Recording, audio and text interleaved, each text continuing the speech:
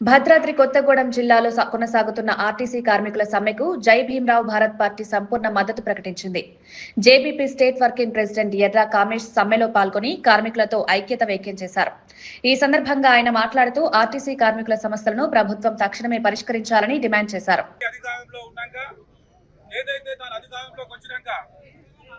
Congress party అధికారంలోకి వస్తే 6 హామీలతో పాటు 7వ హామీని కూడా అమలు చేస్తాము. అదే ప్రజాస్వామ్యము. ఎక్కడంటే అక్కడ ధర్నాలు చేసుకోవచ్చు, రాస్తారోకోలు చేసుకోవచ్చు.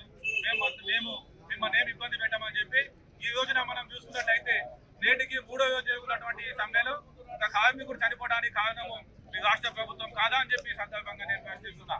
ఇది ఖచ్చితంగా ప్రభుత్వ అక్షగానే భావించాలి. ఆ కుటుంబాన్ని మొత్తం మీరు ఆదుకోవాల్సిన బాధ్యత ఎంతైనా ఉంది.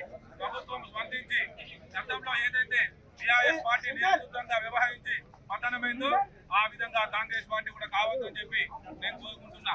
మనం ఒకసారి తెలంగాణ రాష్ట్రంలో పరిస్థితులు చూసుకున్నట్టయితే రాష్ట్ర ప్రజల పరిస్థితి వెన్నం మీదికెళ్ళిపోయి పొయ్యిలో పడ్డట్టుంది. కేవలం మనిషి మారింది కానీ అదే నియంత్రణ పోకడా, అదే రాచరిక పోకడా రేవంత్ రెడ్డిలో కూడా పోవడం లేదు. కావున ప్రభుత్వం తక్షణమే స్పందించి కార్మికులు కూడా మేము ఒకటే విజ్ఞప్తి చేస్తున్నాం. మీరు ఏ విధమైన అనాయిత్యాలు చేసుకుని మీ కుటుంబాలకు అన్యాయం చేయదు. ఈ కొత్తగూడెం గడ్డ తెలంగాణ గడ్డ పోరాటాల మీద సాధిస్తున్న తెలంగాణ రాష్ట్రంలో పోరాడి మన యొక్క హక్కులను సాధించుకోవాలి. మీ వెనక అన్ని కార్మిక పక్షాలు, అన్ని రాజకీయ పార్టీలు ఉన్నాయి. గతంలో కూడా ఇదే 2019లో జరిగినప్పుడు ఇదే వేదిక మీద అందరం కూడా మీకు మద్దతుగా ఉన్న సంగతి కూడా మీరు అందరూ జ్ఞాపకం చేసుకోవాలి.